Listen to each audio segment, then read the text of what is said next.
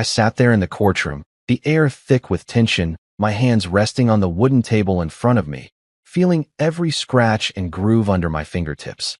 Across from me was Camilla, my soon-to-be ex-wife, her perfectly styled hair and sharp gray suit making her look like she'd already won.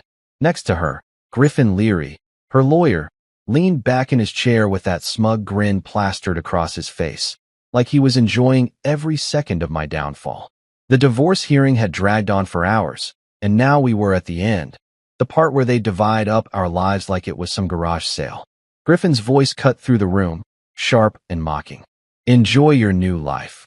You'll be leaving with nothing," he said, his eyes glinting with victory. Camilla didn't even look at me when she spoke, her words cold and quick. "You should have been a better husband." I felt my heart slam against my chest, a hot rush of anger mixing with something heavier. Regret. Maybe, or just plain hurt. But I didn't let it show. I kept my face steady, my jaw tight, my eyes locked on the judge's weathered hands as he shuffled papers in front of him. The judge, a tired-looking man with gray hair and a voice like gravel, turned to me. "Mr. Rhodes, do you have any final words before I make my ruling?" he asked, peering over his glasses. The room went quiet, and I could feel Camilla and Griffin watching me, waiting for me to crumble, to beg, to say something weak. But I didn't. Instead, I felt a small, strange calm settle over me, like the moment before a storm hits. I reached into my briefcase, my fingers brushing against the thick folder I'd spent months putting together. "Actually, yes," I said, my voice steady as I slid it across the table toward him. "I'd like to submit this as evidence." The judge raised an eyebrow, curious, and took it from me. Camilla's head snapped up, her eyes narrowing, but I didn't look at her. Not yet. I wanted to see her face when the truth hit. The judge opened the folder, his fingers flipping through the pages one by one. I knew what he was seeing. Every receipt, every email, every bank statement I dug up like buried treasure. My hands stayed clasped in front of me, but inside, my mind was racing. This wasn't just about the divorce anymore. This was about everything she'd taken from me, everything she thought I'd let her get away with. The silence stretched on, and I risked a glance at Camilla. Her smirk was gone. Her face had gone pale, like the blood had drained right out of her. Griffin shifted in his seat, his fingers tapping nervously on the table, his confidence cracking. "What is this?" he muttered under his breath, but I didn't answer. I didn't need to. The judge's eyes flicked up to me, then back to the papers, and I could tell he was starting to understand. I leaned back in my chair, letting the moment sink in. For months, I'd been the quiet one, the guy who didn't fight back, the husband who let her walk all over him. But not today. Today, I was the one with the upper hand, and it felt good, better than I'd expected. Camilla's voice broke the silence, sharp and shaky. "What did you do?" she hissed, leaning toward me, her eyes wide with something I hadn't seen in her before, fear. I didn't answer right away. I just smiled, a small, tight smile, and turned my attention back to the judge. He cleared his throat, setting the folder down, and looked at Camilla's side of the room. "Counselor, Ms. Rhodes," he said, his tone heavy, "we're going to need to discuss this further." My heart was still pounding, but now it wasn't anger driving it. It was satisfaction. I'd played my card, and the game was about to change. The courtroom buzzed with whispers as the judge called for a recess, and I watched Camilla and Griffin huddle together, their heads bent low, their voices sharp and fast. She shot me a look, half rage, half panic, and I met her gaze without flinching. 12 years of marriage, and it had come to this. Me with a folder full of her secrets, her with nothing but a lawyer who was starting to sweat. I didn't know what the judge would decide, not yet, but I knew one thing for sure. Camilla wasn't laughing anymore. And that was enough for now. I stood up as the bailiff motioned for us to leave the room, my folders still sitting on the judge's bench like a ticking bomb. This wasn't the end, not even close, but it was a start. A damn good one. I walked out of the courtroom, my step steady, my head high, feeling lighter than I had in years. Whatever came next, I was ready.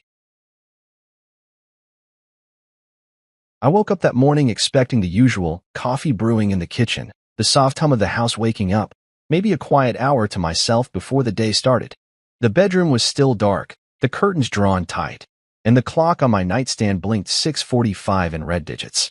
I rubbed my eyes, feeling the weight of another restless night, and swung my legs out of bed. Camilla was already up, which wasn't unusual. She'd always been the early riser, the one with energy I could never match. I shuffled into the kitchen, my bare feet cold against the tile, and saw her standing by the counter. She wasn't making coffee, though.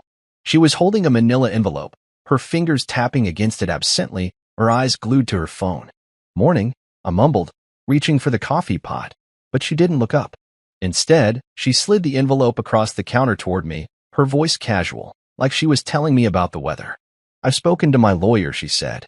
"This should be simple." I froze, my hand hovering over the pot, the words sinking in slow and heavy. 12 years we'd been married, 12 years of me standing by her, building a life together, and this was how it ended? I picked up the envelope, my fingers fumbling with the clasp, and pulled out the papers inside. Divorce papers. Her signature was already there, neat and sharp, like she'd signed a business contract. My eyes scanned the pages, the legal words blurring together, but one thing stood out clear as day. I was getting nothing. No house, no money, no piece of the business I'd helped her build. Zero. I looked up at her, waiting for something, an explanation, an apology, anything. But she just kept scrolling on her phone, her face blank. "Camilla," I said, my voice rough, "what is this?" She finally glanced at me, her eyes cool and distant. "It's over," she said. "You knew this was coming." Did I? I stood there, the papers shaking in my hands, feeling like the floor had dropped out from under me. I don't know how long I stood there, staring at her, trying to make sense of it. She didn't even flinch, just went back to her phone like I wasn't there. I'd spent years supporting her, pouring myself into Rhodes Interiors, her design company. I wasn't the flashy one, sure. I didn't stand in front of clients or schmooze at parties, but I was the backbone. I'd handled the boring stuff, the admin work, the accounting, the endless emails and schedules. I'd stayed up late balancing her books when she was too tired, planned her events when she was too busy, all without a paycheck or a thank you. And now? Now she was tossing me out like I'd been some hired help she didn't need anymore. "After everything," I said, my voice low, "this is what I get." She sighed, setting her phone down, and looked at me like I was a kid who didn't get it. "You didn't keep up," she said. I grew. "You didn't." The words hit me like a punch, and I felt something inside me snap. Not loud, not dramatic, just a quiet break, like a string pulled too tight. I walked out of the kitchen, the papers still in my hand, and sat on the couch in the living room. The house was quiet, too quiet, and I could hear her moving around behind me, getting ready for her day like nothing had happened. I flipped through the pages again, reading every line, every cold, calculated detail. She wanted the house we'd bought together, the one I'd fixed up with my own hands, new paint, new floors, every leaky faucet replaced. She wanted the business, all of it, even though I'd been there from day one, back when it was just an idea scribbled on a napkin. No alimony, no equity, no nothing. Just a clean break for her, and a big, empty nothing for me. My chest tightened, and I clenched my jaw, trying to keep the anger from spilling out. I wanted to yell, to throw the papers in her face, to demand she explain how she could do this, but I didn't. I just sat there, breathing hard, letting it sink in. By the time she left for work, her heels clicking against the floor as she grabbed her bag and walked out, I was still on the couch. The door slammed shut, and the silence swallowed me whole. I looked around the room, the framed photos of us, the furniture we'd picked out together, the life we'd built, and it hit me. She'd planned this. She'd been steps ahead, plotting this casual goodbye while I was still playing the loyal husband. I dropped the papers on the coffee table and leaned back, staring at the ceiling. I could have begged her to stay, could have fought right then and there, but what was the point? She'd made up her mind, and I wasn't in it anymore. But as the minutes ticked by, something else started growing inside me, not just hurt, not just anger, but a spark of something harder, something sharper. I wasn't going to let her walk away with everything. Not like this.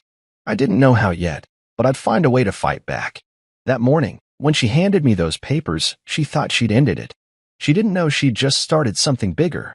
I wasn't always the guy sitting quietly in the background, letting life happen around me. I used to be more than that. And that morning after Camilla dropped the divorce papers on me, I couldn't stop thinking about how it all started. I sat in the living room, the same spot where I'd stared at those papers, but now my mind was drifting back to the early days, back when Camilla and I were a team. The house was still quiet, the kind of quiet that presses down on you, and I could almost hear the echoes of how things used to be. I'd been her biggest cheerleader when she started Rhodes Interiors, back when it was just the two of us in a cramped apartment, her sketching designs on cheap graph paper while I built her first portfolio website from scratch. I wasn't a tech genius, but I figured it out. Hours of trial and error, late nights with bad coffee, just so she could show her work to the world. She'd smiled at me then, her eyes bright, saying, "We're going to make it big, you and me." I believed her. I believed in us. Those first years, I was everywhere she needed me to be. I'd cold call potential clients, my voice shaky but determined, setting up meetings for her to pitch her ideas. I'd shake hands at networking events, my tie crooked and my palms sweaty, while she worked the room like she was born for it. People started noticing her, her talent, her charm, and soon the clients rolled in. I was proud, even if I stayed in the shadows. I didn't mind being the quiet one. I liked building something with her. When she threw her first big business mixer, I was the guy behind the bar, pouring drinks, smiling at her guests, making sure everyone had a good time. No one remembered my name, but I didn't care. Camilla was shining, and that was enough. I built half of that business with her, even if my name wasn't on the logo. The website, the client lists, the late-night brainstorming sessions, it was ours, or so I thought. Now, sitting there with the divorce papers staring back at me, I realized how much I'd given and how little she'd ever given back. The house felt emptier than ever, every corner reminding me of what I'd put into it. I'd fixed the creaky stairs, painted the walls that soft blue she loved, spent weekends planting the garden she'd always wanted. And Rhodes Interiors? I'd been the one tracking expenses when she forgot, chasing down payments from slow clients, keeping the books balanced so she could focus on designing.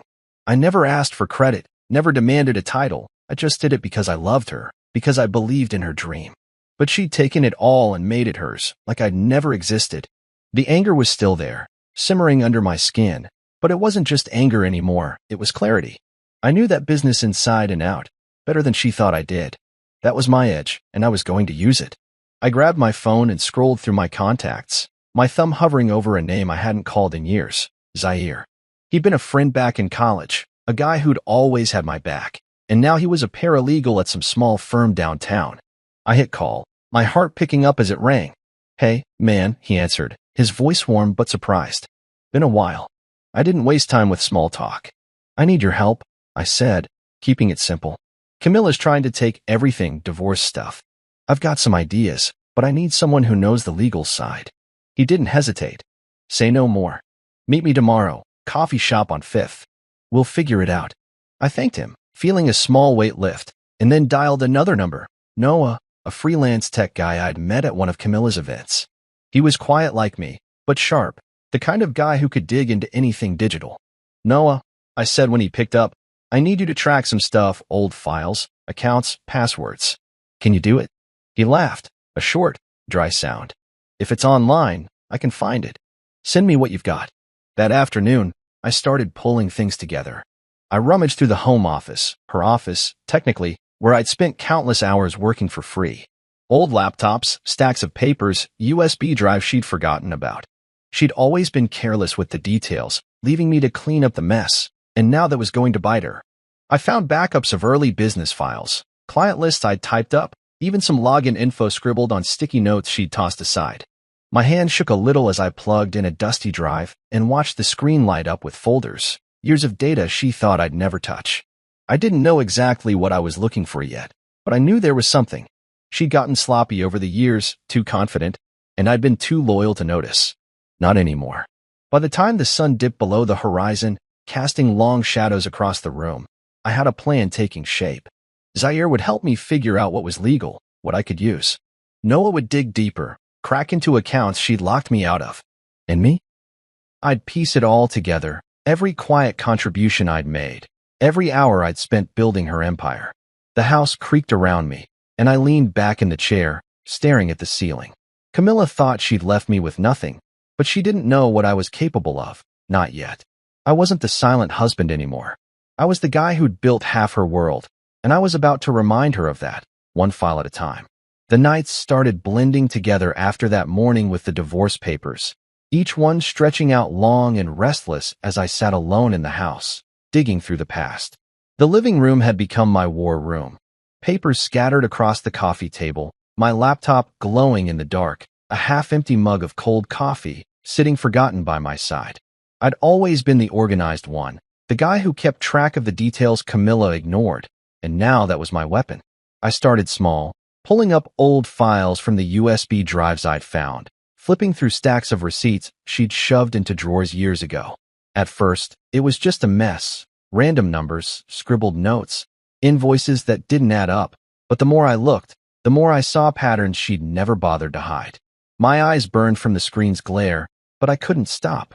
Every click, every page, was another piece of the puzzle, and I was starting to see the whole ugly picture.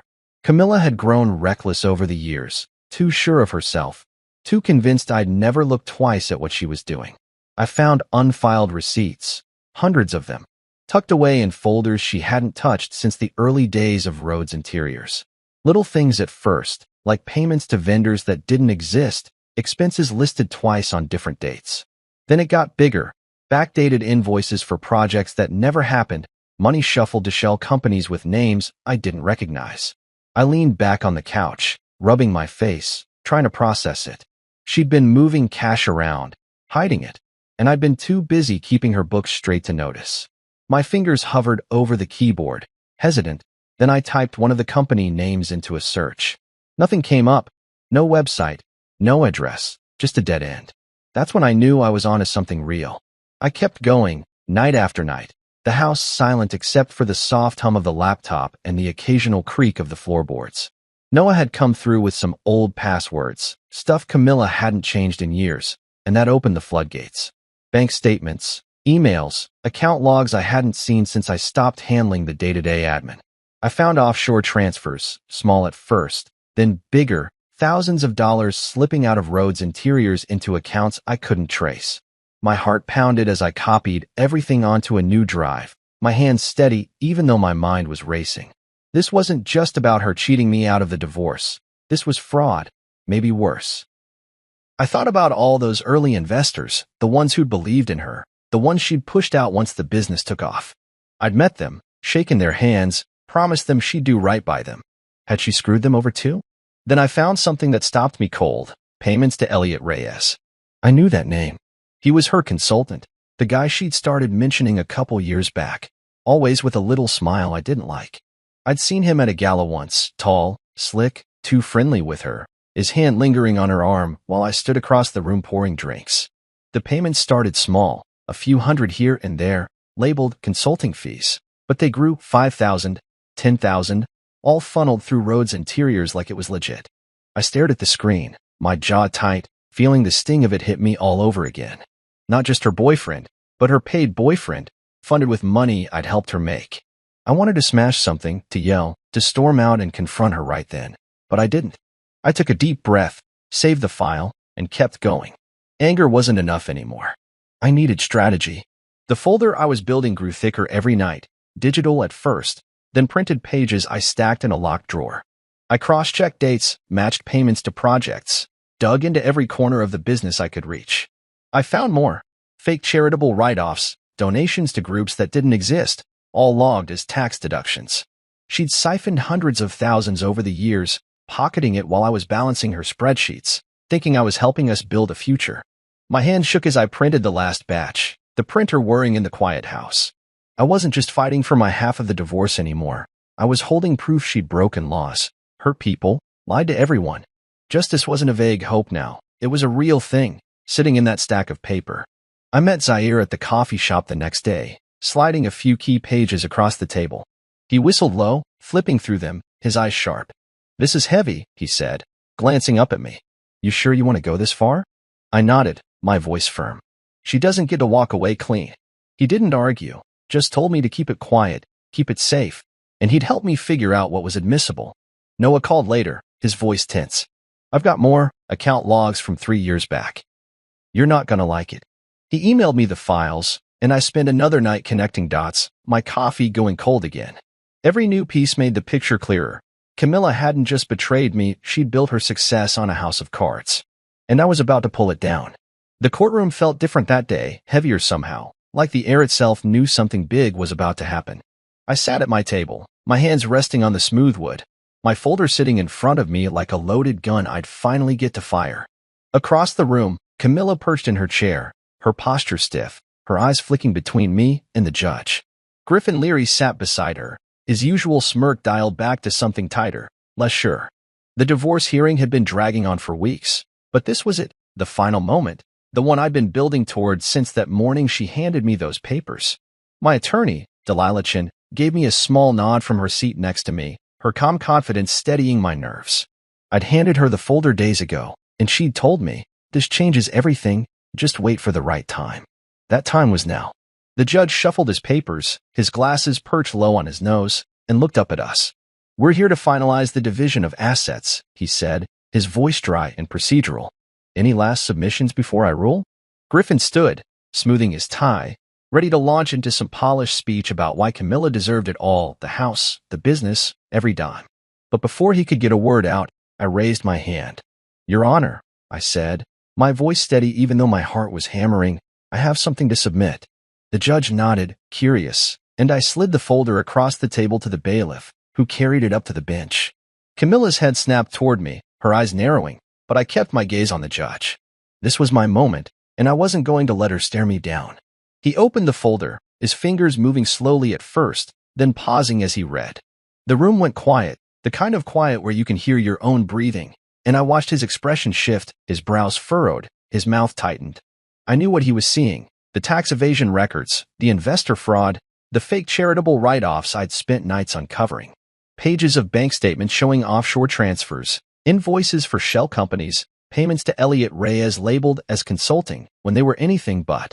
I'd laid it all out, dates, amounts, proof she'd siphoned hundreds of thousands from Rhodes Interiors into her own pockets. My hands stayed clasped in front of me, but inside, I was buzzing, every nerve alive with the weight of what I'd done. This wasn't just about me anymore. It was about showing who she really was. Griffin shifted in his seat, his fingers tapping the table, his face tightening as the judge kept reading. Camilla leaned toward him, whispering something sharp and fast, but he shook his head, his eyes locked on that folder like it was a bomb about to go off. And it was. I'd made sure every piece was airtight. Zaire had checked the legal angles, Noah had pulled the digital trails, and I'd connected it all. The judge flipped another page, then another, his silence stretching out until it felt like the whole room was holding its breath. Finally, he set the folder down, his hands resting on it, and looked up at Camilla's side of the room. "Ms. Rhodes," he said, his voice low and serious, "these are serious allegations." My chest tightened, but I didn't move, didn't flinch. Let the evidence talk. I didn't need to say a word. Griffin shot to his feet, his voice louder than it needed to be. "Your Honor, this is irrelevant to the divorce proceedings. This is a stunt, a desperate attempt to—" The judge cut him off with a raised hand, his eyes sharp.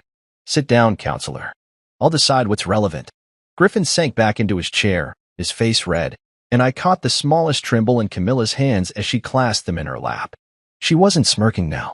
She wasn't even looking at me, just staring straight ahead, her jaw tight, her skin pale. I leaned back in my chair, letting the moment settle over me like a wave. For months, I'd been the one on the ropes, the guy she thought she could toss aside with nothing. But now? Now she was the one squirming, and I was the one holding the cards. The judge cleared his throat, flipping back to the first page of the folder, and started asking questions, slow, deliberate ones, directed at Camilla's team. "Can you explain these transfers to an account in the Cayman Islands, dated 3 years ago?" he asked. Griffin stumbled over his words, something about business expenses, but the judge wasn't buying it. "And these payments to Mr. Reyes, what consulting services did he provide, exactly?" Camilla's voice broke in, sharp and shaky. "That's private. This doesn't belong here." But the judge didn't let up, his tone growing harder with every question. I sat there, silent, watching it unfold, feeling the shift in the room. Delilah leaned toward me, her voice a whisper. "You did it." They're rattled. I nodded, barely, keeping my eyes on the judge. This wasn't about gloating. It was about justice, and it was finally happening. By the time he called a recess, the air was thick with tension, and Camilla's team was scrambling.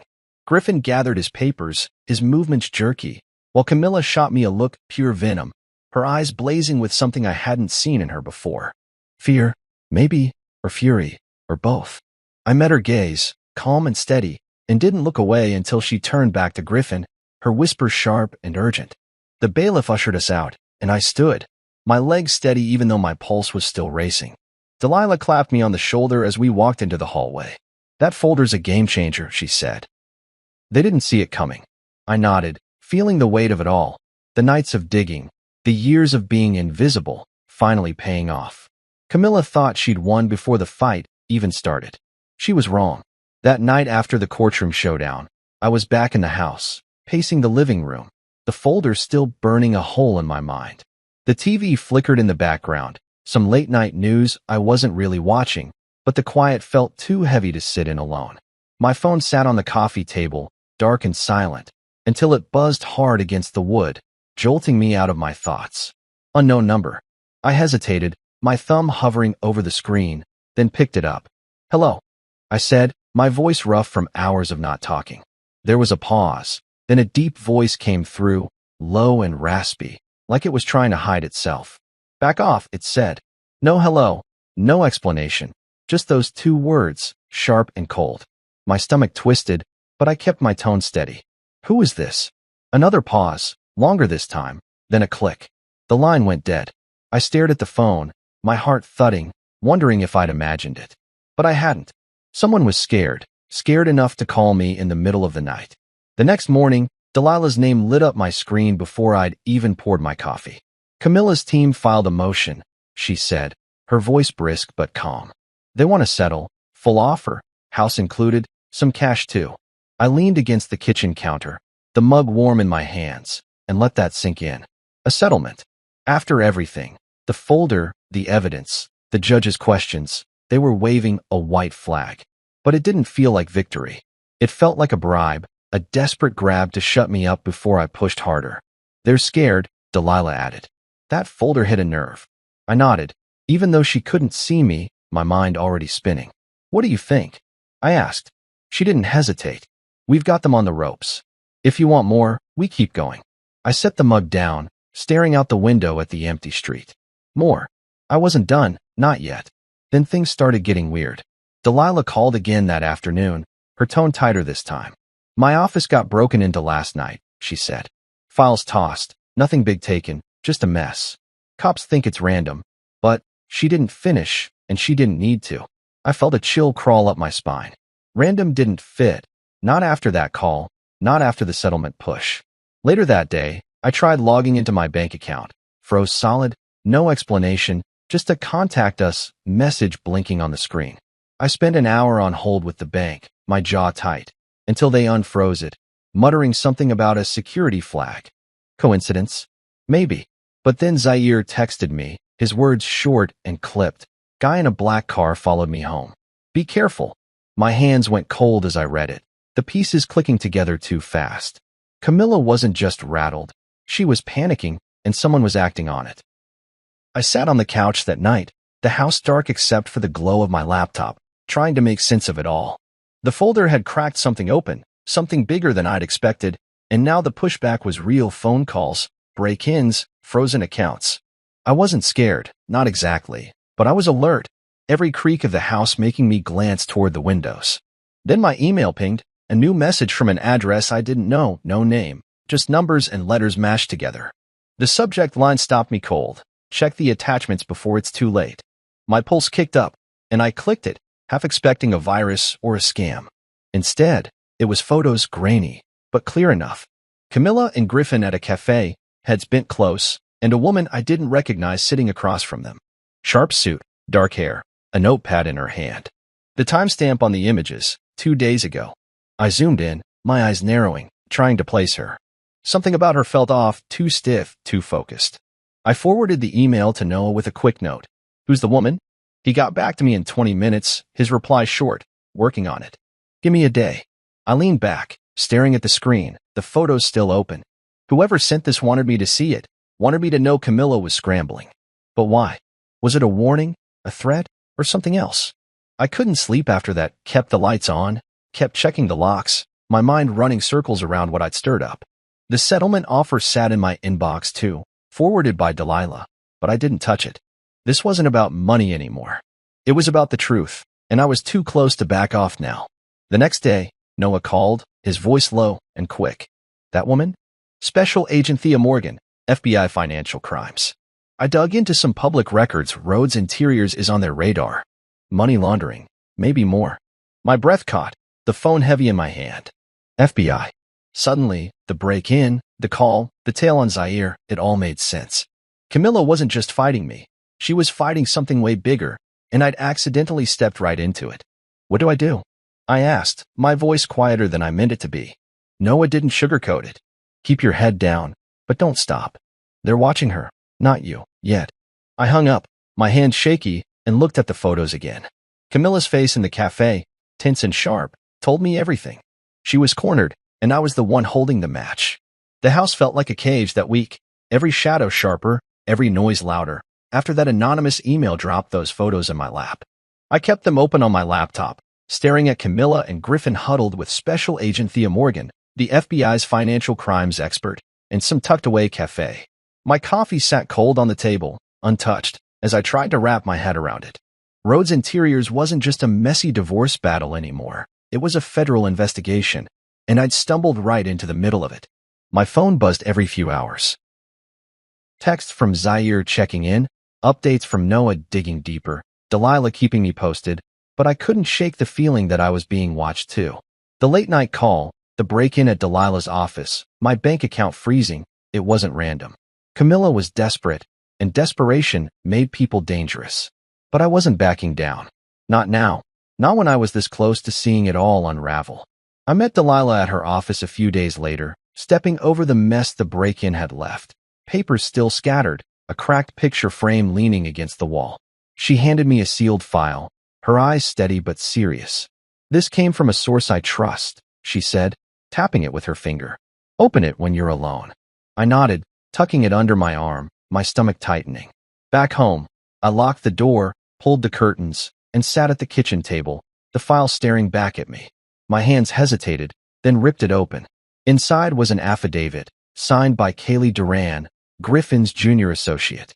I'd met her once, a quiet girl with nervous hands, always trailing behind him at hearings. Now she was a whistleblower, and her words hit like a hammer. She laid it all out.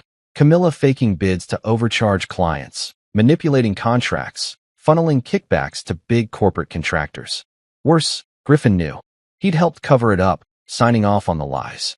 My breath caught as I read, the pages shaking in my hands. This was the smoking gun, and it wasn't just about the divorce anymore. It was criminal. I leaned back in the chair, the kitchen dark except for the glow of the lamp overhead, my mind racing.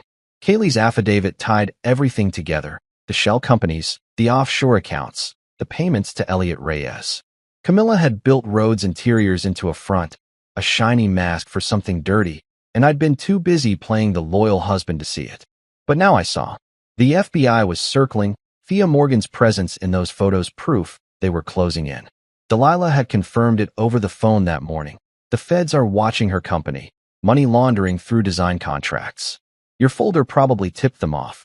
I didn't know if I'd started this or just sped it up, but either way, I was in it now. The threats, the call, the break-in, weren't just Camilla's panic. They were her trying to plug a leak that was already flooding. My phone buzzed again as I sat there, another unknown number. I picked it up, my voice low. Yeah. A text popped up instead of a voice. You don't want to be part of this. My jaw tightened, and I typed back, too late. No reply came, but I didn't expect one. I set the phone down, my hands steady now, the affidavit still open in front of me. Whoever was texting, whoever had tailed Zaire, they thought they could scare me off. They didn't know me, not the real me, the guy who'd spent years building something only to watch it get stolen. I wasn't the silent husband anymore. I was the guy with proof, the guy who'd accidentally kicked over a hornet's nest, and I wasn't running from it. I called Noah that night, my voice quiet but firm. You still digging? He sighed, the sound crackling through the line. Yeah. Found more encrypted emails between Camilla and some guy named Jonas Fick. Took me hours to crack, but it's shady. Offshore accounts, coded transfers. I'll send it over. My heart picked up. Jonas Fick. I didn't know the name, but it felt heavy, like another piece I hadn't seen yet. Thanks, I said. Keep it safe. He laughed, short and dry. You too, man. This is getting wild. Wild didn't cover it. When the files hit my inbox, I skimmed them. Dates, amounts, cryptic messages about cleaning the books. It was more fuel, more ammo, and I added it to the growing pile. The affidavit, the photos, Noah's finds, it was a mountain now, and Camilla was standing at the bottom, about to get buried. I didn't sleep much that night, the house creaking around me, my mind too full to rest. The FBI angle changed everything. Thea Morgan wasn't meeting Camilla to chat about interior design. She was hunting, and I'd handed her a map with that folder in court. But I wasn't just a bystander anymore. The threats kept coming, subtle but real, and I knew Camilla's team was scrambling. Griffin's name on that affidavit meant he was sinking too, disbarment at best, jail at worst. I paced the living room, the photos and files spread out like a war plan, and felt the shift inside me. This wasn't about fairness or getting my share. It was bigger, messier, a fight I hadn't signed up for but couldn't walk away from. I was standing at the edge of something huge, and all I could do was keep pushing forward, one step at a time. The days after that affidavit landed in my hands felt like walking through a storm, everything moving fast, dark clouds closing in, but I kept my footing. I sat in the living room most nights, the lamp casting long shadows across the papers and files spread out on the coffee table, my laptop humming as I cross-checked every new piece Noah sent me. Kaylee Duran's words kept echoing in my head, Camilla faking bids, Griffin signing off on kickbacks, the whole shiny facade of Rhodes' interiors crumbling under the weight of her lies. I'd known she'd screwed me over, but this was a machine, a calculated grind that chewed up clients, investors, even me, all to keep her pockets full. The FBI was in it now, Special Agent Thea Morgan's face from those cafe photos stuck in my mind, and I was starting to feel the heat too. The threats weren't stopping, and they weren't subtle anymore. It started with another text that week, late at night while I was poring over Jonas Vic's encrypted emails. My phone buzzed, the screen lighting up the darkroom. You don't want to be part of this. Same message as before, same unknown number. I stared at it, my thumb hovering over the reply button, but I didn't type anything this time. Instead, I tossed the phone onto the couch and went back to the emails, dates, coded phrases, transfers to accounts I couldn't trace. Whoever was texting thought I'd scare easy, but they didn't get it. I was already in too deep, and every new threat just made me dig harder. The next morning, Zaire called, his voice tight. That black car was back last night, parked across my street for an hour. I'm fine, but this ain't random. My stomach twisted, but I kept my tone calm. Lay low, I told him. We're close. He grunted agreement, and I hung up, feeling the weight settle heavier on my shoulders. Delilah met me at a diner that afternoon, her eyes scanning the room before she slid into the booth across from me. She looked tired, the break-in still nagging at her, but her voice was steady. Kaylee's affidavit's gold, she said, keeping it low. The FBI's got it now, confirmed through a contact. They're building a case, and your folder gave them the push. I nodded, sipping my coffee, the bitter taste grounding me. What about the settlement? I asked. She smirked, just a little. Still on the table, but it's a panic move. Camilla's team knows the feds are sniffing around. They're hoping you'll take it and disappear. I set the mug down, my hands steady. Not happening, I said. This isn't about money anymore. She didn't argue, just gave me a look that said she'd known that all along. Back home, I kept working, the house quiet except for the rustle of papers and the occasional ping of my email. Noah's latest batch had more on Jonas Vic, some shady financial fixer with a trail of shell corporations stretching overseas. The emails tied him to Camilla, vague but damning, hints of cleaning up and moving assets. I added it to the pile, my mind racing. The affidavit had already blown the lid off, Kaylee spilling about fake bids and kickbacks. But this was the next layer, the deeper dirt. Griffin was in it too, his name popping up in the emails, and I could almost picture him sweating, his smug grin long gone. The FBI had the case now, Delilah said, and I wondered how much they'd already known before I handed over that folder. Then the threats ramped up again. I woke up one morning to find my car's windshield cracked, nothing stolen, just a spider web of glass like someone had taken a bat to it. No note, no witnesses, but I knew. I called Delilah, my voice low as I stood in the driveway staring at the damage. They're not stopping, I said. She didn't sugarcoat it. They're scared, and scared people get stupid. Keep everything locked down, files, doors, all of it. I nodded to myself, the cold air biting at my hands, and went back inside. That night, another text, last chance. I didn't reply, just screenshot it and sent it to Delilah and Noah. My hands didn't shake anymore. Anger had turned into something colder, something focused. They could smash my car, tell my friends, send their cryptic messages, but I wasn't the one running out of moves. I met Zaire the next day at a park, away from prying eyes, the wind rustling the trees around us. He handed me a USB drive, his face tense. More account logs Noah pulled, stuff from 2 years back. Matches Kaylee's story. I took it, slipping it into my pocket. You okay? I asked. He shrugged, but his eyes darted to the parking lot. I'll live. Just don't like the shadows. I clapped his shoulder, grateful, and headed home to plug it in. The logs were a goldmine, transactions mirroring the affidavit, payments to contractors who'd never worked a day, all signed off by Camilla and Griffin. It was airtight, and I knew the feds would eat it up. But I wasn't done. I wanted every loose end tied, every secret dragged into the light. By the end of the week, I sat in the dark again, the pile of evidence towering on the table. The FBI was moving, Camilla's team was cracking, and I was still here, the guy they'd underestimated. The threats kept coming, but they were noise now, desperate, flailing noise. I wasn't just fighting for me anymore. I was in the middle of something bigger, something that could take her down for good. And I was ready to see it through, no matter what they threw at me next. The final hearing crept up fast, and by the time I walked into that courtroom again, I felt like a man who'd been running a marathon, tired, but too stubborn to stop.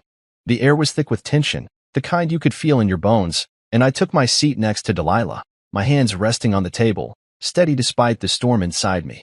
Across the room, Camilla sat rigid, her face drawn tight, like she hadn't slept in days. Griffin was beside her, his tie slightly crooked, his usual swagger replaced by a twitchy edge. The folder I'd submitted weeks ago had done its damage, cracked their armor, set the FBI sniffing, but I wasn't done. I'd spent every night since then building more, digging deeper, and now I had one last play. The judge banged his gavel, the sound sharp in the quiet room, and called us to order.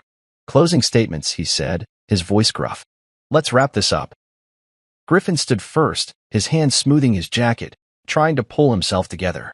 He launched into a speech, polished, rehearsed, all about how Camilla deserved the business, the house, everything, because she'd built it from the ground up. His voice was loud, confident at first, but I caught the cracks, the way his eyes flicked to me, the slight stumble over his words. He was nervous, and he should have been. The settlement offer was still on the table, bumped up since the last hearing, a fat stack of cash, and the house dangled like bait to make me go away. Delilah had forwarded it to me days ago, and I'd stared at it, tempted for half a second, freedom, a clean break, no more fighting. But I didn't come this far to cash out. I leaned forward as Griffin finished, my hands clasped, waiting my turn. The judge nodded at me. Mr. Rhodes. I stood, slow and deliberate, feeling every eye in the room on me. Your Honor, I said, my voice calm but firm, I have one final file. I reached into my briefcase, my fingers brushing the edges of the new folder, thicker than the last, packed with everything Noah and Zaire had pulled since the affidavit. The courtroom went still, a hush falling over it like someone had hit mute. I handed it to the bailiff, who carried it up to the judge, and I watched Camilla's face as he took it. Her eyes widened, her hands gripping the table, and I saw the panic flash across her, raw, unguarded. Griffin shot up, his voice sharp. Objection, Your Honor. This is irrelevant. A delay tactic. The judge didn't even look at him, just raised a hand. Sit down, he said, his tone hard enough to make Griffin drop back into his chair, his face red. The judge opened the folder, his glasses slipping down his nose as he started reading. I knew what was in there, emails tying Camilla to Jonas Vick, the financial fixer Noah had tracked, proof of shell corporations funneling money overseas, transactions that matched Kaylee's affidavit down to the dollar. I'd spent nights piecing it together, cross-checking dates, connecting dots until my eyes burned. This wasn't just about Rhodes Interiors anymore, it was international fraud, a web bigger than I'd ever imagined. The judge's face darkened with every page, his fingers pausing, then flipping back to double-check. I stood there, my heart pounding but my stance steady, letting the evidence do the talking. Camilla whispered something to Griffin, her voice low and frantic, but he just shook his head, his hands clenched on the table. They were sinking, and they knew it. The room stayed quiet, the only sound the rustle of paper as the judge worked through the file. He stopped halfway, looked up at Camilla, his eyes narrow. Ms. Rhodes, he said, these documents suggest serious misconduct, beyond the scope of this divorce. Can your counsel explain? Griffin fumbled, standing again, his words tripping over each other. Your Honor, this is unverified. It's not part of the proceedings. The judge cut him off, his voice like steel. It's part of my courtroom now. Sit. Griffin sank down, his face pale, and I caught Camilla's hands trembling in her lap. She turned to me then, her eyes wide, her voice a harsh whisper across the room. You don't know what you've done. I met her gaze, unflinching, and smiled, just a small, tight curve of my lips. I think I do, I said, loud enough for her to hear, soft enough to keep it between us. The judge kept reading, his expression growing grimmer, and I knew it was over, not just the hearing, but her whole game. Delilah leaned toward me, her voice a murmur. You've got her. This is the knockout. I nodded, barely moving, my eyes on the judge. He finished the last page, set the folder down, and rubbed his temples like it had given him a headache. This court will recess, he said finally. I'm referring these documents to the proper authorities. We're done here. The gavel banged, and the room erupted, Griffin arguing with the bailiff, Camilla staring at the table, her face drained of color. I stood there, the noise washing over me, feeling the weight lift just a little. It wasn't about winning anymore. It was about ending it, about dragging every lie into the light. As we filed out, Delilah clapped me on the back, her grin sharp. You buried her, she said. I didn't smile back, just nodded, my mind already spinning ahead. Camilla's whisper stuck with me. You don't know what you've done. And I wondered what she meant. Was it a threat, a plea, or just the last gasp of someone who'd lost? I didn't know yet, but I'd find out. For now, I walked out of that courtroom, my head high, the folder's truth echoing behind me. She thought she could erase me. She was wrong. The week after the final hearing passed in a blur, like the world had sped up and left me standing still to catch my breath. Camilla's arrest hit the news 7 days later, handcuffs, a grim-faced mugshot. Rhodes Interiors splashed across headlines as suspected front for money laundering and fraud. I saw it on my phone, sitting in the kitchen with a cup of coffee, the steam curling up in the quiet morning light. Her assets were frozen, the business collapsed overnight, clients pulling out faster than the feds could seize files. Griffin got disbarred within days, his name tied to the affidavit and those emails, his career torched. Jonas Fick, the shadowy fixer, vanished, no trace, no word, like he'd never existed. As for me, the judge's ruling came through. I got the house, a fair chunk of what was left of her accounts, and the satisfaction of knowing the truth had won. But it didn't feel like a win, not the way I'd expected.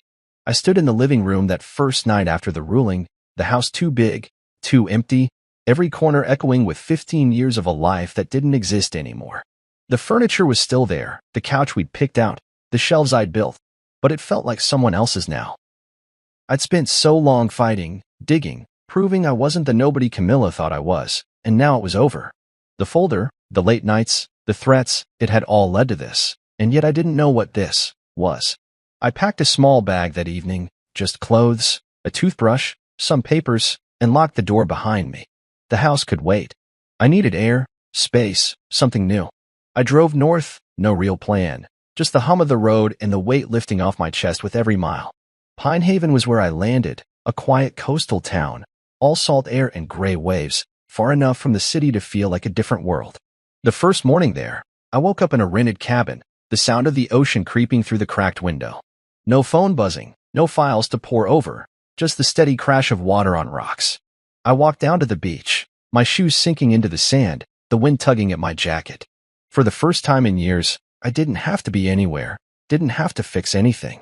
I sat on a driftwood log, watching the tide roll in, and let my mind wander. Camilla's face flashed through it, her smirk in court, her panic at the end, but it didn't sting anymore. She'd lost everything, the business, the money, her freedom. I'd walked away with more than she'd ever meant to give me, but it wasn't about that. It was about me, about finally stepping out of her shadow and into something of my own. The days in Pine Haven stretched out slow and simple. I'd grab coffee at a little shop downtown, the barista nodding like I'd always been there. I'd walk the shore, picking up shells or just staring at the horizon, letting the salt air clear my head. The settlement money hit my account midweek, enough to start over, not enough to change the world, and I didn't touch it yet. I didn't need to. The house back home was mine to sell or keep, but I wasn't ready to decide. For now, this was enough. A bed, a roof, the sound of waves. I'd spent so long chasing justice, building that case, that I'd forgotten what it felt like to just breathe. Here, I remembered. One night, I sat on the cabin's porch with a beer, the sky dark and dotted with stars. My phone sat inside, off since I'd arrived, and I didn't miss it. Zaire had texted before I left. You good? And I'd said, yeah. Meaning it. Delilah called too, her voice sharp with pride. You took her down. You know that?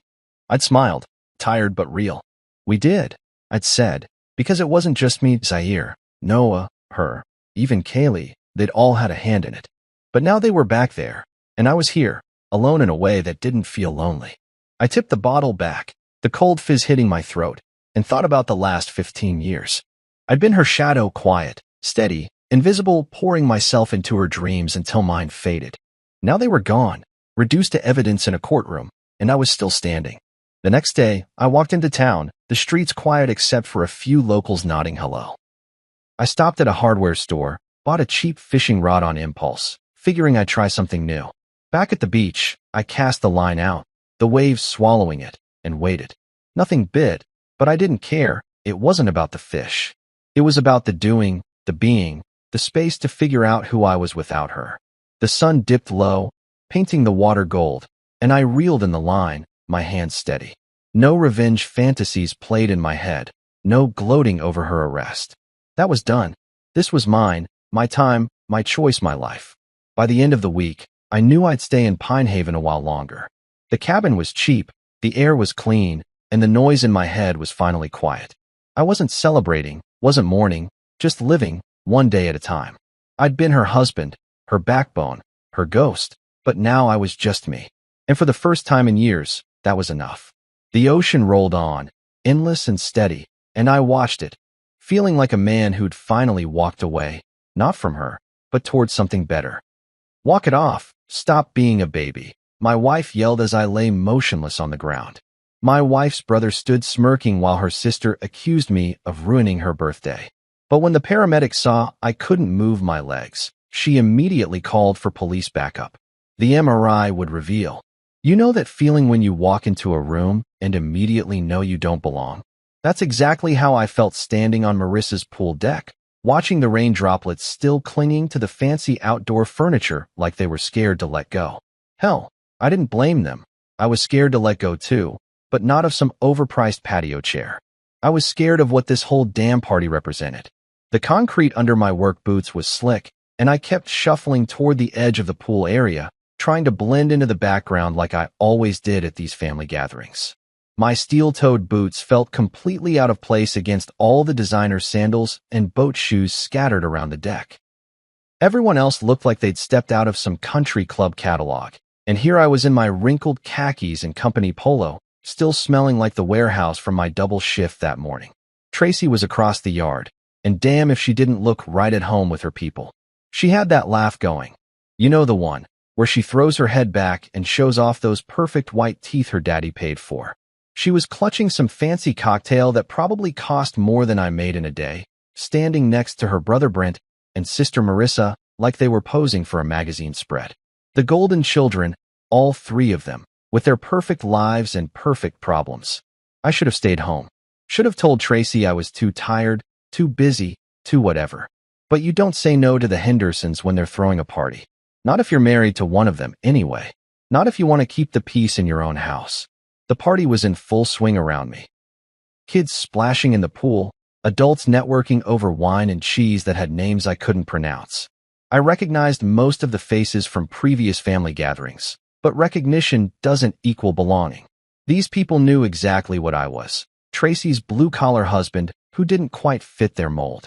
The guy who fixed things and moved boxes while they moved money and made deals. I was minding my own business, really I was. Just standing there watching the water ripple in the pool, thinking about how much overtime I'd need to pull to afford the electric bill this month, when I saw him coming. Brent, that swagger of his that screamed privilege and entitlement from 50 yards away. He had that look in his eyes, the same one he'd had since the day I married his sister. That look that said he was about to have some fun, and I was going to be the entertainment. Everett, his voice cut through the party chatter like a knife through butter. There's my favorite brother-in-law. Favorite and only, but who's counting? I forced a smile and gave him a nod. Hey, Brent. Hell of a party. You know what this party needs. He was grinning now, that shark-like smile that made my stomach twist. Some excitement. Some real fun. I could feel the eyes on us already. The other guests sensing something was about to happen, turning to watch like we were the main event. This was how it always went with Brent. He needed an audience for his games, needed witnesses to his dominance. And I was always his favorite target. "Come on, Everett," he called out, loud enough for everyone to hear. "Let's show these people some real fun." I took a step back, my boots scraping against the wet concrete. "I'm good, man. Really, just enjoying the party." But Brent wasn't taking no for an answer. He never did. That's when I felt his hand clamp down on my arm. Not friendly, not playful, but possessive, like I was his property to do with as he pleased. "No, no, no," I said, trying to keep my voice calm, trying not to make a scene. "Brent, I'm in my work clothes, man. I don't want to." "Don't be such a buzzkill." Tracy's voice cut through my protests like she was scolding a child. She didn't even look up from her conversation, just waved her hand dismissively in my direction. "It's Marissa's day, Everett. Stop being so damn dramatic." Dramatic. That was always her word for me when I tried to set boundaries, when I tried to say no to her family's idea of fun, when I didn't want to be the butt of their jokes or the target of their games. Dramatic. Marissa chimed in from across the deck, her voice sharp with irritation. "Seriously, Everett, can you just go along with something for once? This is supposed to be my special day." The crowd was watching now, all of them, waiting to see what would happen next, waiting to see if I'd be a good sport or if I'd ruin the party with my drama. The pressure was suffocating, but it was familiar too. This was how it always went in Tracy's family. You played along with their games, or you were the problem. Brent's grip tightened on my arm. "See, even the birthday girl wants you to have some fun. Come on, little brother." Little brother. I was 34 years old, but to Brent, I'd always be the little brother who needed to be put in his place. The outsider who needed reminding of where he stood in the family hierarchy. "Brent, please." I tried one more time, but my voice was drowned out by his laughter and the encouraging calls from the crowd. Someone shouted, "Do it." Someone else was already pulling out their phone to record whatever was about to happen. That's when Brent spun me. Hard. Like I was a toy, like I weighed nothing at all. The world tilted sideways, and I felt my feet leave the ground. For a split second, I was airborne, completely at the mercy of momentum and gravity and Brent's idea of entertainment. I wasn't a child. I was a grown man with responsibilities and bills and a bad back from years of warehouse work. But in that moment, spinning through the air with the sound of laughter filling my ears, I felt as helpless as a kid being bullied on a playground. The edge of the pool was right behind me. I could see it rushing toward me as I spun, could see the concrete steps that led down into the water. Hard, unforgiving concrete that didn't care about birthday parties or family dynamics or keeping the peace. This was supposed to be just a joke, right? Just Brent being Brent, just family fun that I'd laugh about later. That's what Tracy would say afterward, what they'd all say. Just harmless fun that went a little too far. But as I felt Brent's hands release me, as I felt myself falling backward toward those concrete steps, I knew this wasn't going to be funny at all. You ever have one of those moments where everything slows down like you're watching it happen to someone else? That's exactly what it felt like when Brent let go of me. 1 second I was spinning through the air like some kind of twisted carnival ride, and the next I was watching myself fall backward in what felt like slow motion. My arms were flailing, trying to grab onto something, anything, but there was nothing but empty air and the sound of people laughing. The laughter was the worst part, not the falling, not even the fear of what was coming, but hearing all these people finding my terror hilarious. Like my panic was the punchline to some joke I wasn't in on. I could see Tracy from the corner of my eye as I spun, still holding that damn cocktail, still wearing that expression like I was embarrassing her just by existing. Her lips were moving, probably complaining to whoever would listen about how I always had to make everything about me. Classic Tracy. Even when I was literally falling through the air, she made it about how it affected her. Time stretched like taffy as I stumbled mid-spin, my work boots trying to find purchase on the wet concrete, but finding nothing but slick surface and gravity pulling me down. My body was completely off balance, arms windmilling uselessly as I realized with crystal clarity exactly where I was headed. The concrete steps. Jesus Christ, the concrete steps. I'd noticed them earlier when I was trying to stay out of everyone's way. 3 sharp-edged steps leading down into the shallow end of the pool. Expensive-looking stone, probably some fancy Italian marble that cost more than my truck. Beautiful to look at, but hard as hell and completely unforgiving. My back hit those steps with a sound I'll never forget. Not a thud, not a splash, but a crack. A sharp, definitive crack that seemed to echo across the entire yard like a gunshot. The kind of sound that makes everyone stop talking, even if just for a second. But they didn't stop talking. They didn't even stop laughing. The pain was immediate and absolute. Not like when you bang your shin on a coffee table or stub your toe. This was different. This was my entire world suddenly narrowing down to one single point of agony that radiated out from my lower back like lightning.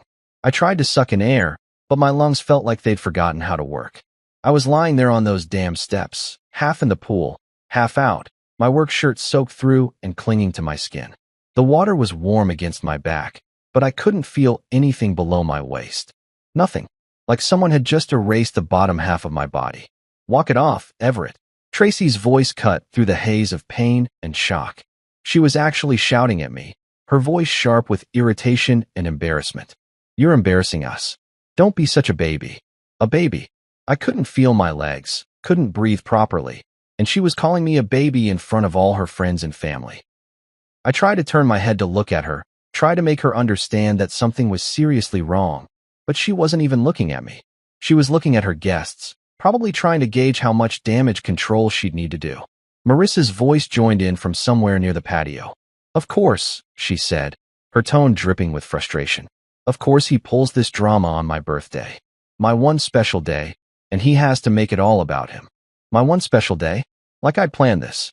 Like I'd asked Brent to grab me and throw me into her fancy pool steps just to steal her thunder. The absurdity of it would have been funny if I could feel anything below my waist. I tried to speak, tried to tell them that something was really wrong, but my voice came out as barely a whisper. I can't move my legs. The words hung in the air for a moment, but nobody seemed to hear them over the sound of their own complaints and excuses. Brent was somewhere behind me, probably trying to figure out how to spin this into another joke. The other guests were starting to drift back to their conversations, the entertainment apparently over. But then everything changed.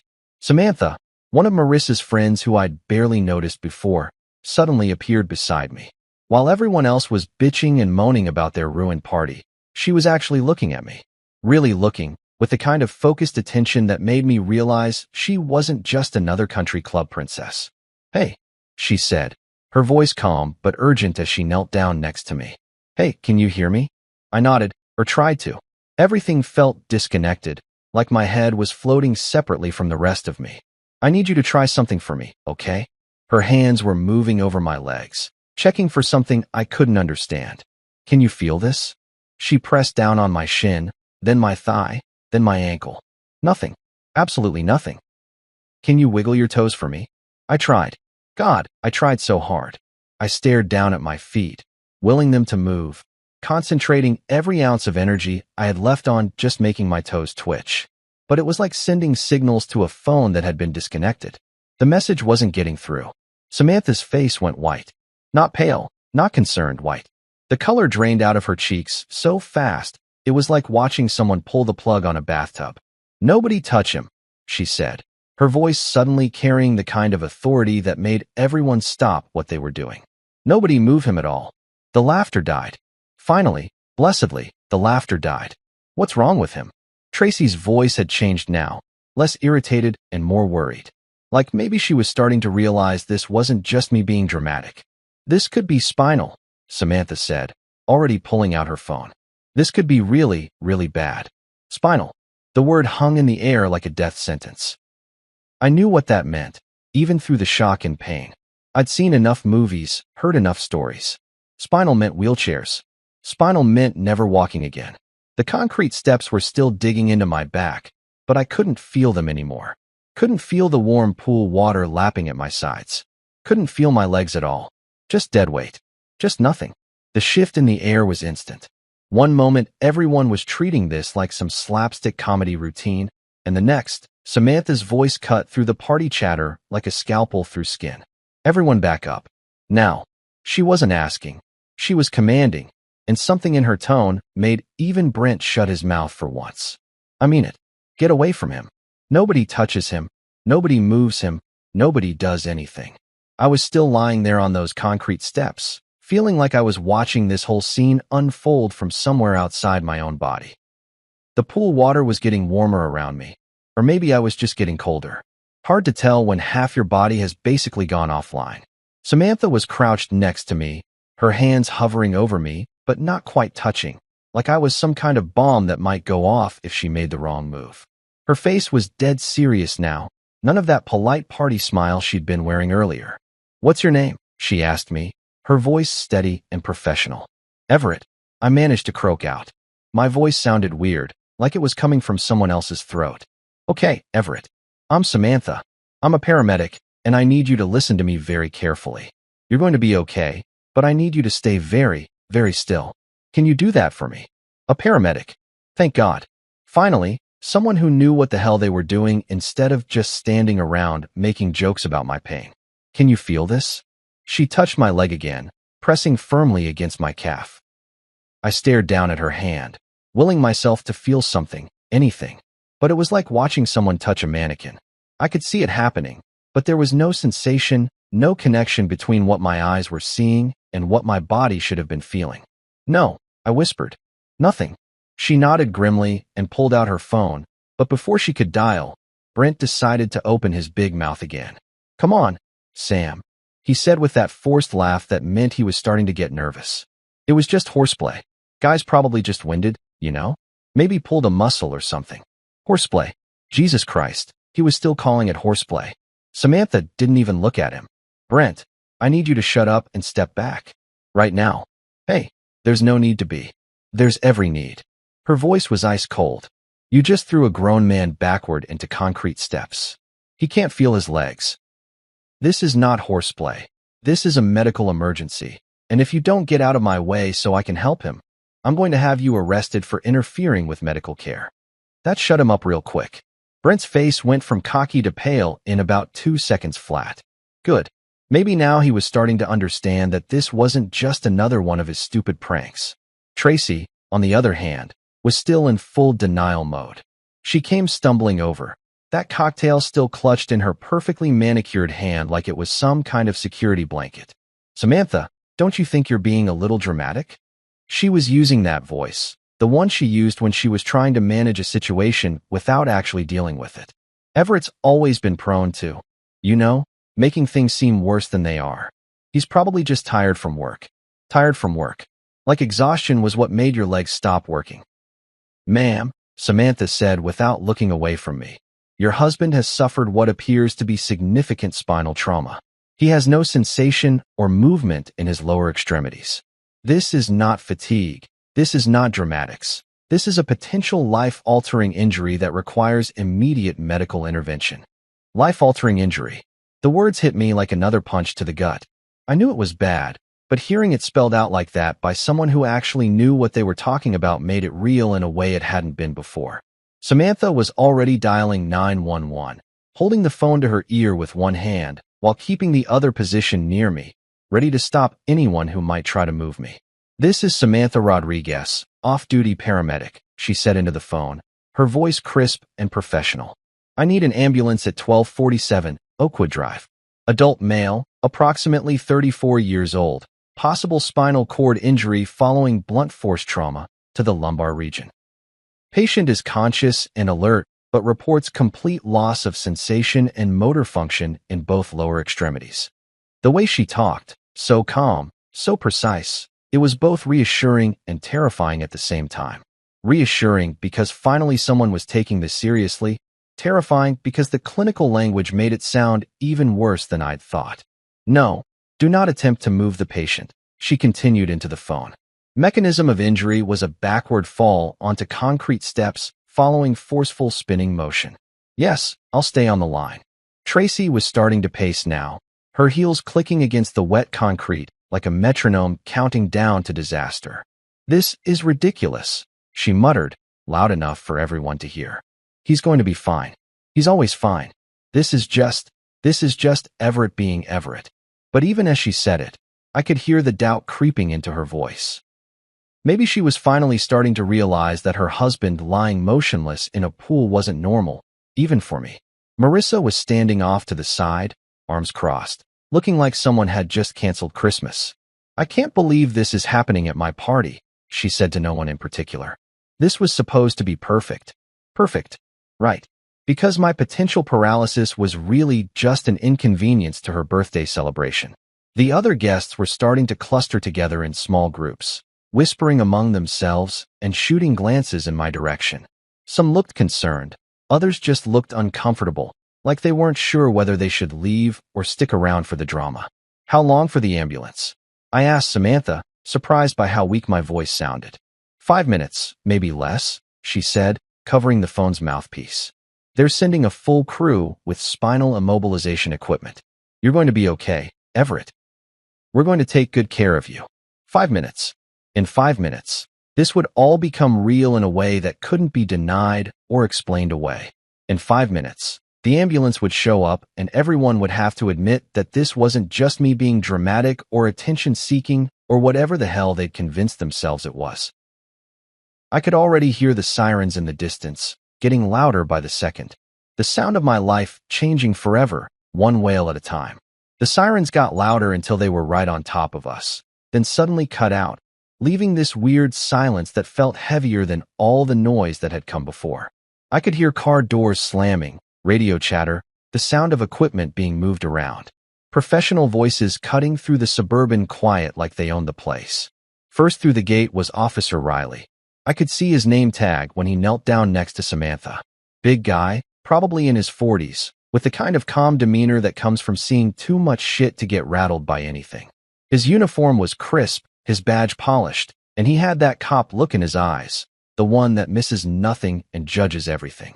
What do we have here? He asked Samantha, but his eyes were already scanning the scene, taking in the wet concrete, the pool, the crowd of overdressed people standing around looking uncomfortable. Adult male, spinal trauma from a fall, Samantha said, still in full professional mode. Witnessed event. No sensation or movement below the waist. Riley nodded and pulled out a small notebook. And you are? Samantha Rodriguez, paramedic with Metro West. I'm off duty, but I was here when it happened. The ambulance crew came through the gate next, 2 women in matching Navy uniforms, moving with that practiced efficiency that emergency responders get after years of dealing with other people's worst days. The older one, a black woman with silver-streaked hair and kind eyes, knelt down beside me while her partner started unpacking equipment from a bright yellow bag. Hi there, I'm Cassidy, she said, her voice warm but professional. I'm going to be taking care of you today. What's your name, sir? Everett, I managed. My mouth felt dry as sand, and my voice sounded like it was coming from the bottom of a well. Okay, Everett, can you tell me what happened here? This was it. The moment of truth. I could feel everyone's eyes on me. Tracy, Brent, Marissa, all the party guests who'd been laughing just minutes ago.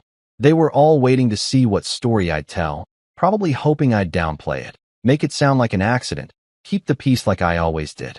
But lying there on those concrete steps, unable to feel half my body, something had shifted inside me. Maybe it was the pain, maybe it was the fear, or maybe it was just finally having someone, several someones, who were actually listening to me instead of telling me to walk it off.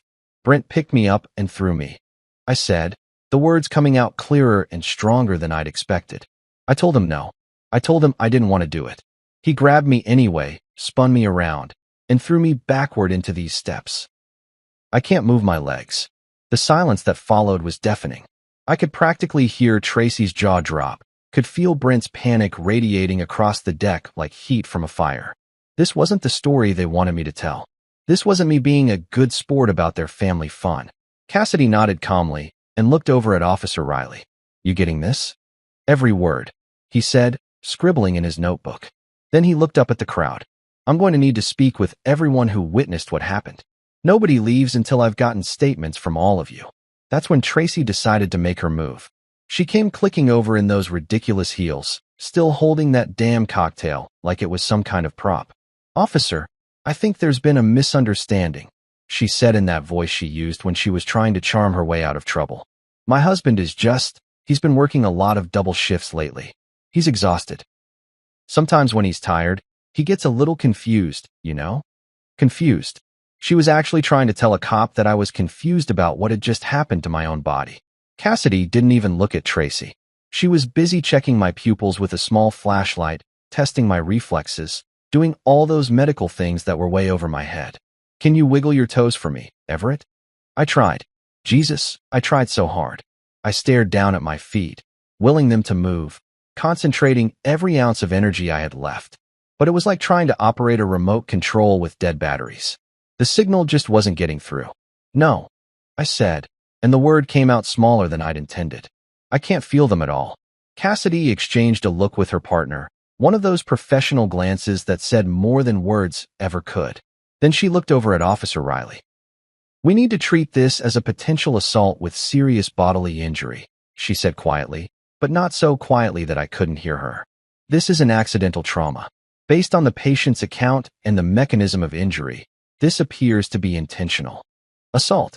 The word hung in the air like a thunderclap. Suddenly, this wasn't just a family incident or a party gone wrong. This was a crime scene. Brent must have heard it too, because he started backing away from the group.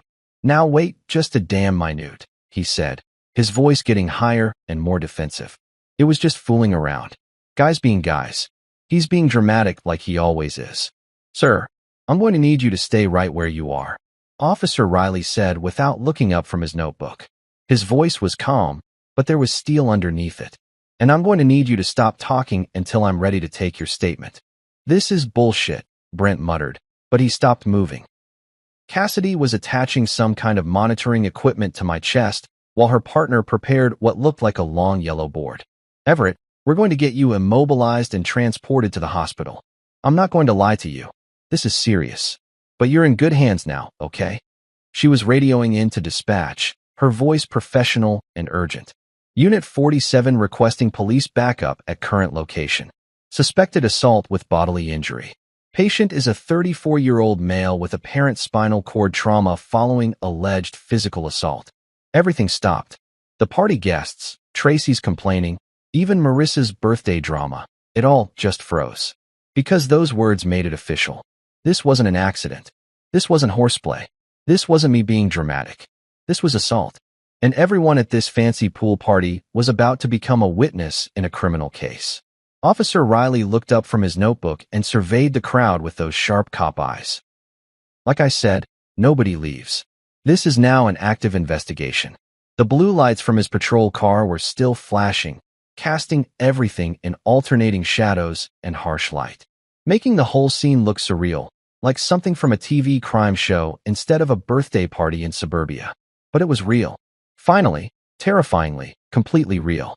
The ambulance ride was a blur of sirens, radio chatter, and Cassidy's steady voice talking me through every bump and turn. They had me strapped to that yellow backboard tighter than a Christmas present, my head immobilized between these foam blocks that made me feel like I was trapped in some kind of medical straitjacket. Every pothole we hit sent a jolt through my body that I could feel in my upper back, but nowhere else. A constant reminder that something was seriously, fundamentally wrong with me. East Haven General looked exactly like every hospital I'd ever seen in movies. All glass and concrete, and that sterile, antiseptic smell that hits you the moment the ambulance doors open. But this wasn't a movie. This was my life, and I was being wheeled through those automatic doors on a gurney, staring up at fluorescent lights that seemed to stretch on forever. The ER was surprisingly quiet for a Saturday evening. Cool, efficient, with that hushed urgency that hospitals do so well. Nurses in colorful scrubs moved around like they had choreographed every step, and everyone seemed to know exactly what they were doing except me. I was just cargo at this point, being transferred from one set of professionals to another like a package being delivered. They wheeled me into a room that smelled like disinfectant and fear. The walls were that hospital beige that's supposed to be calming, but just makes everything feel sterile and cold. There was a clock on the wall that ticked loud enough to count off the seconds of my terror, and a window that looked out onto the parking lot where normal people were living their normal lives. Dr. Neil Patterson introduced himself while the nurses were hooking me up to various machines that beeped and hummed like some kind of electronic orchestra. He was younger than I'd expected, maybe 45, with graying hair and the kind of calm bedside manner that probably took years to perfect. Everett, I'm Dr. Patterson, he said, pulling up a chair so he could sit at eye level with me. I understand you've had quite an ordeal today. The paramedics filled me in on what happened, but I'd like to hear it from you. Can you tell me about the fall? So I told him. Again, the whole story, Brent grabbing me, spinning me, throwing me backward onto those concrete steps. The crack I heard when I hit. The way my legs just stopped working. Dr. Patterson listened without interrupting, occasionally making notes on his tablet, nodding in all the right places. We're going to need to get some images, he said when I finished. Starting with an MRI of your spine. I know that sounds scary, but we need to see exactly what we're dealing with before we can make any decisions about treatment. Scary didn't begin to cover it. I'd never had an MRI before, but I'd heard about them. The loud noises, the confined spaces, the way they could see inside your body and tell you things you didn't want to know. But what choice did I have? I couldn't feel my legs, couldn't move anything below my waist. I needed answers, even if those answers were going to destroy my life. The MRI machine looked like something from a science fiction movie. This huge white tunnel that hummed with barely contained energy. They slid me in there like I was being fed to some kind of technological monster, and for the next 45 minutes, I listened to sounds that belonged in a construction site, not a hospital. Banging, whirring, clicking, like someone was building a house around my head. I tried not to think about what they might find. Tried not to imagine the worst-case scenarios that kept playing in my head like a broken record. Wheelchair, paralysis, never walking again, never being able to work, to support myself, to be anything other than a burden.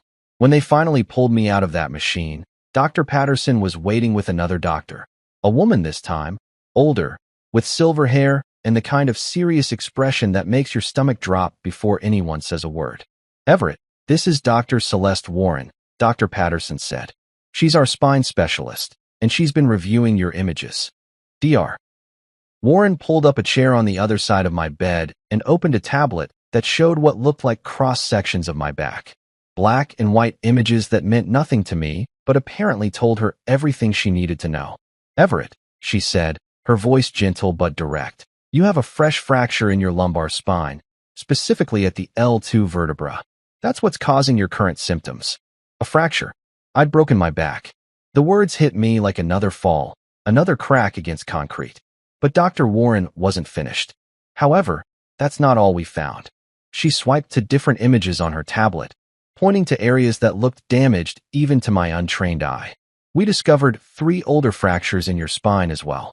L4, T9, and T11. These are old injuries, Everett. Some of them appear to be months old, possibly even years. The room started spinning. Not metaphorically, literally spinning, like I was back on that pool deck being thrown around by Brent. But this was worse than being thrown.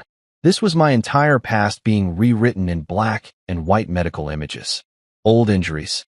I managed to whisper. Yes, Dr. Patterson said, leaning forward. All of these fractures show signs of repeated blunt force trauma. They're in different stages of attempted healing, which suggests they occurred at different times over an extended period. Repeated blunt force trauma. The clinical language made it sound so sterile, so objective. But I knew what it meant. All those times Brent had played with me. All those falls downstairs that Tracy said were just me being clumsy. All those times I'd hit walls or furniture during his games and been told I was being dramatic when I complained about the pain. My spine had been keeping score this whole time. Every shove, every throw, every accident that wasn't really an accident. It was all there in those MRI images, documented in bone and tissue like a medical rap sheet. The trampoline, I said suddenly, the memory hitting me like a physical blow. Last summer, Brent said we should wrestle on the trampoline. I fell off, hit the frame. Tracy said I was fine. The stairs, I continued, more memories flooding back. 3 months ago, I fell down the stairs at their house. Brent said I tripped, but he was right behind me. I couldn't sit up straight for a week. Dr. Warren and Dr. Patterson exchanged a look that I was starting to recognize.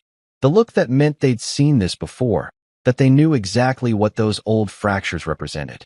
Everett, Dr. Warren said quietly, your spine is telling us a story. And it's not a story about accidents. The knock on my hospital room door came around 8 that evening, just as the nurses were switching shifts and the hallway was getting that quiet, settled feeling that hospitals get after visiting hours. I was still processing everything the doctors had told me, trying to wrap my head around the fact that my own body had been documenting years of abuse without me even realizing it. Everett. A woman's voice, professional but not unkind. I'm Detective Anika Ford with the Metro Police Department. Mind if I come in? Detective Ford was not what I'd expected. Maybe it was all those cop shows on TV, but I'd been picturing some grizzled old guy with a 5 o'clock shadow and a bad attitude. Instead, she was maybe 40, with short natural hair and intelligent brown eyes that seemed to take in everything at once. She wore a simple black blazer and carried herself with the kind of quiet confidence that comes from knowing exactly what you're doing.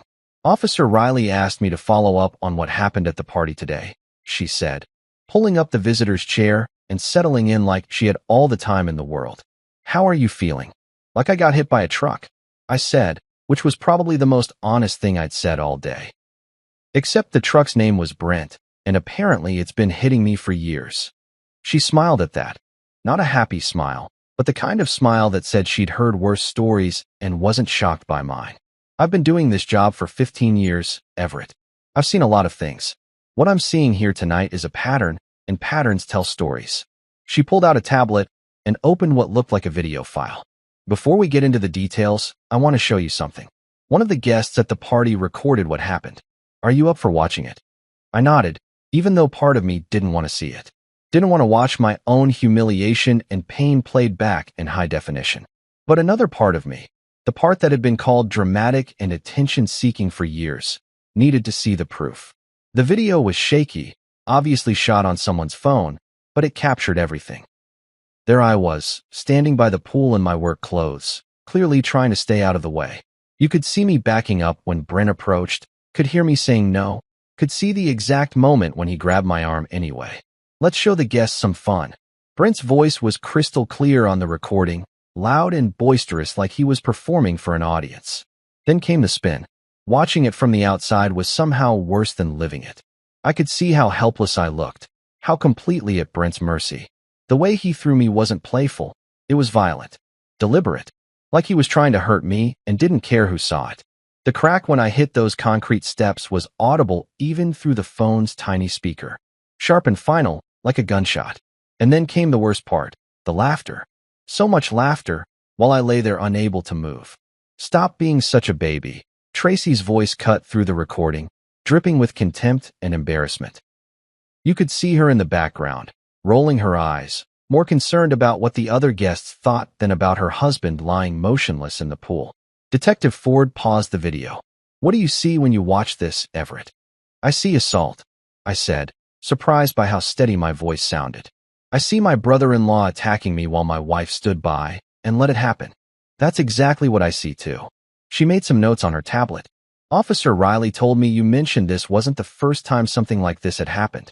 The doctors showed me your MRI results.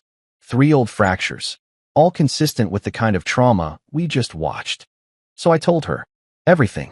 The trampoline incident where Brent had wrestled me off the edge and I'd hit the metal frame hard enough to crack a rib. Though we hadn't known it was cracked at the time, because Tracy convinced me I was being dramatic about the pain. The stairs at Thanksgiving where Brent had accidentally bumped into me from behind and sent me tumbling down a full flight of concrete steps. The pool party 2 summers ago where he'd held me underwater as a joke until I nearly passed out. Every time, there was an excuse. Every time, it was just Brent being Brent, just family fun that went a little too far. Every time, I was the one being too sensitive, too dramatic, too unable to take a joke. What about your wife? Detective Ford asked. What was her reaction to these incidents? That was the hardest part to talk about. Because while Brent was the one physically hurting me, Tracy was the one who made sure I never fought back, never complained, never stood up for myself.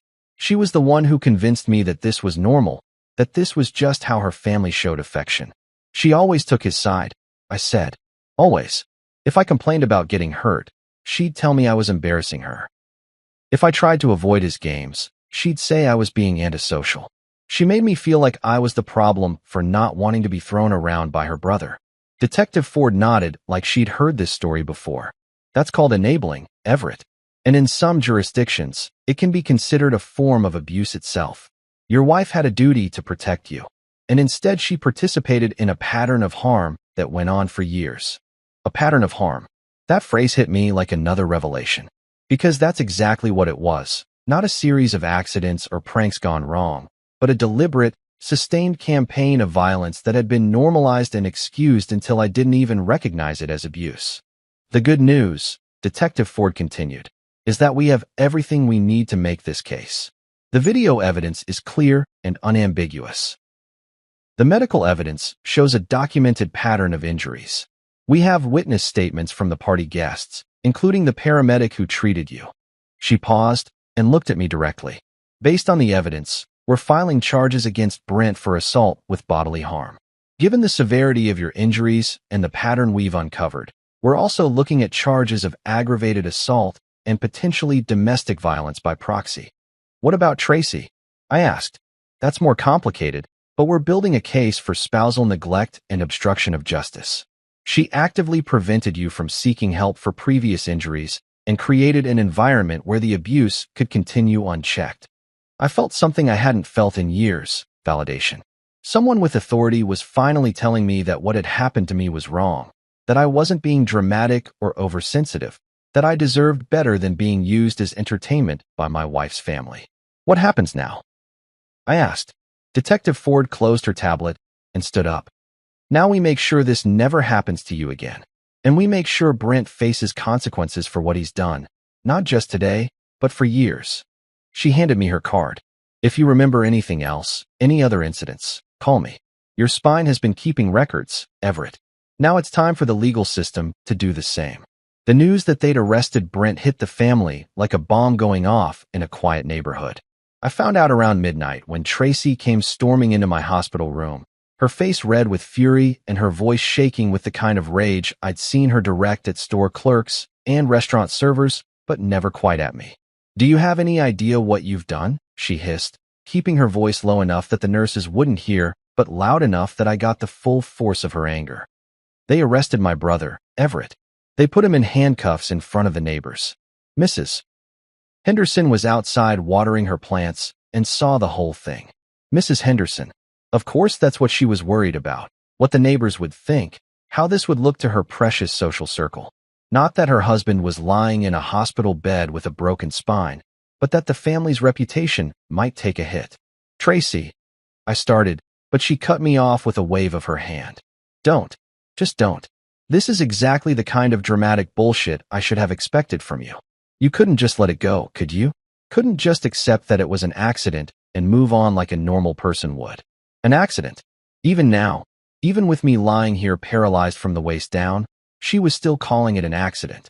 Like the MRI images showing years of fractures were somehow my imagination.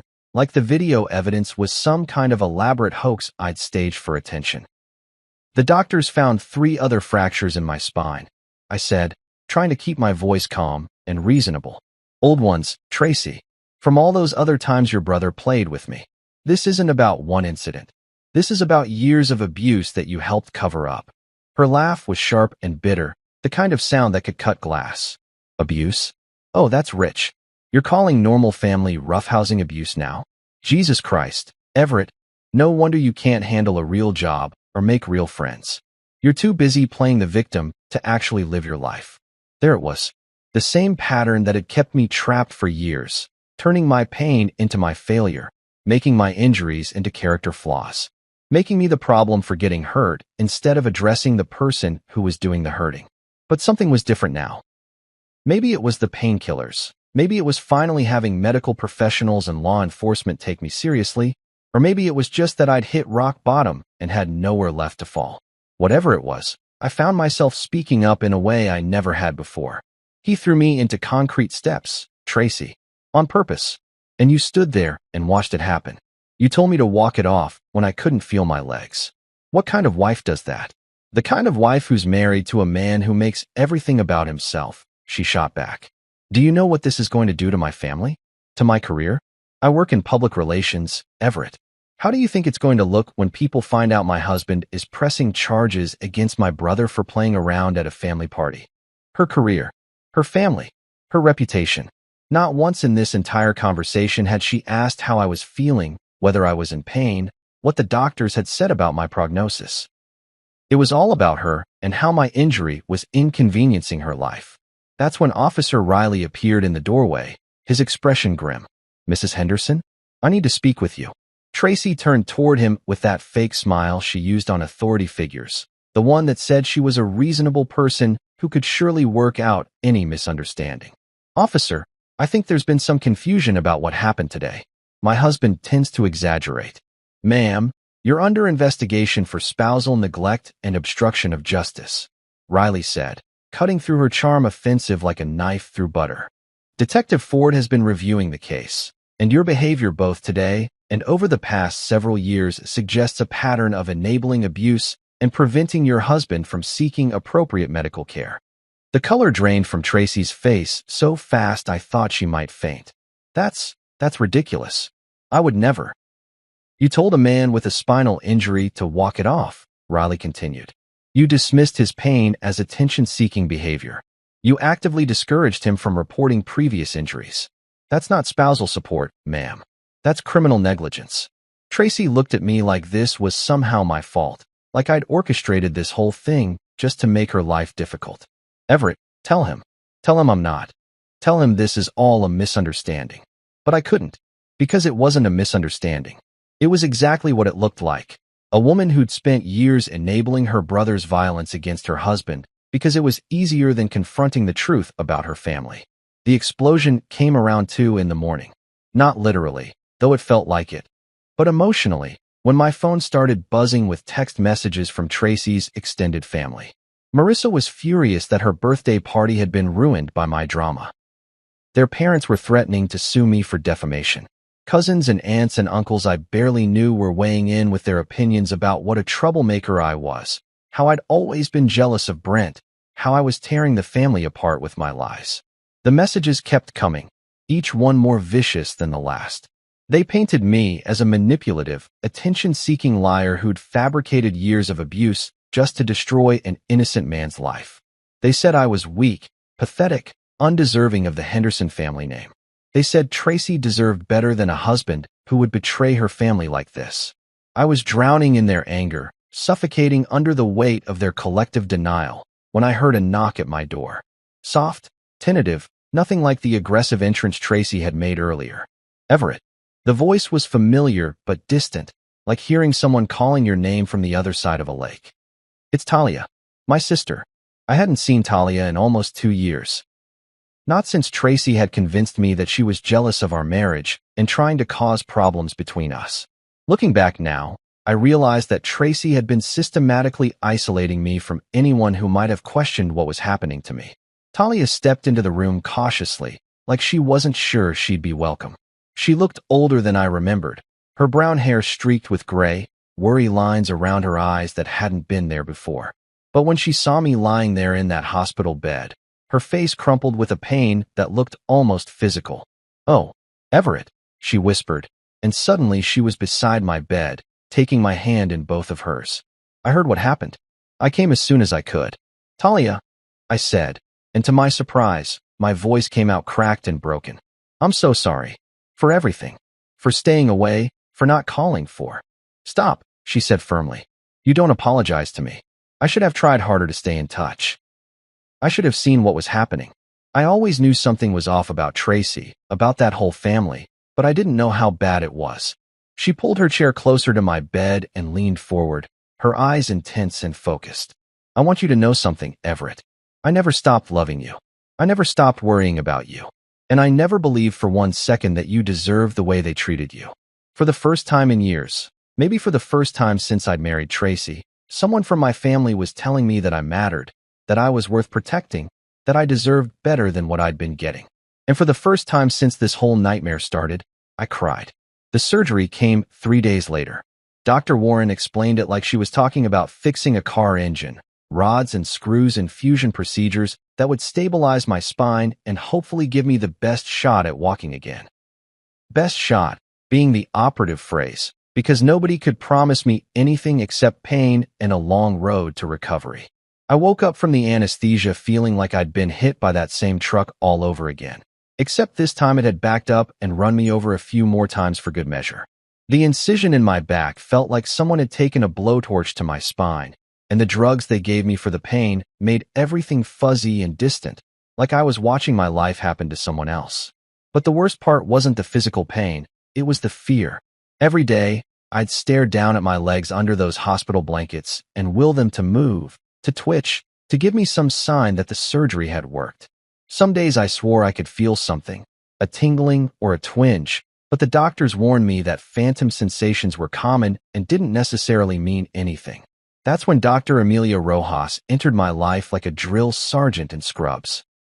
She was maybe 5'0" but carried herself like she could bench press a pickup truck, with graying hair pulled back in a no-nonsense ponytail and the kind of direct stare that made you sit up straighter even when you were lying flat on your back. "Everett," she said on our first day, "I'm your physical therapist, and I'm going to tell you something right now that might piss you off. This is going to be the hardest thing you've ever done in your life. There are going to be days when you want to quit, when you want to give up and accept that this is as good as it gets. But I'm not going to let you." She was right about it being hard. Jesus Christ, was she right? The first week, all we did was try to get me sitting up without passing out. My balance was shot, my core strength was non-existent, and every movement felt like my spine was being twisted with a wrench. I threw up twice the first day, just from the effort of staying upright. "Your body remembers pain, Dr. Rojas would say during the sessions that left me sweating and shaking. Now we need to teach it to remember strength. Meanwhile, Dr. Priya Jain was working on my head while Dr. Rojas worked on my body. She was younger than I'd expected for a trauma counselor, maybe 35, with kind eyes behind wire-rimmed glasses and a voice that made you feel like you could tell her anything. "You weren't weak," she told me during one of our sessions. "You were systematically manipulated to believe you deserved the treatment you received. That's not weakness, Everett. That's psychological abuse. And it's just as real as the physical injuries." She helped me put words to things I'd never been able to articulate. The way Tracy would gaslight me into thinking my pain wasn't real. The way Brent's games always seemed to escalate when I tried to set boundaries. The way the whole family would close ranks and make me feel crazy for objecting to behavior that any normal person would recognize as abusive.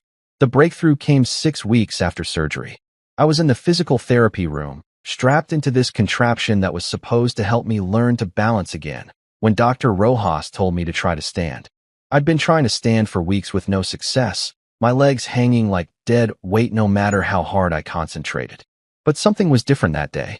When I focused all my energy on pushing down through my feet, I felt something.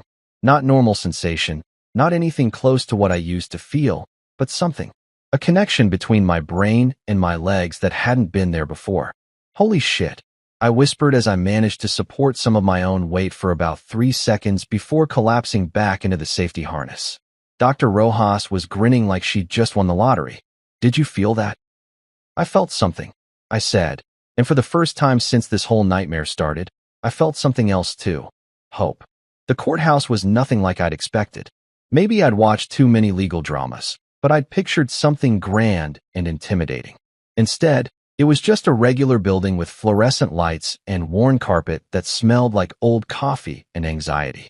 But walking into that courtroom, with my cane and my unsteady gait, felt like walking into the most important moment of my life. Brent's lawyer was exactly what you'd expect from someone defending a rich kid's assault case.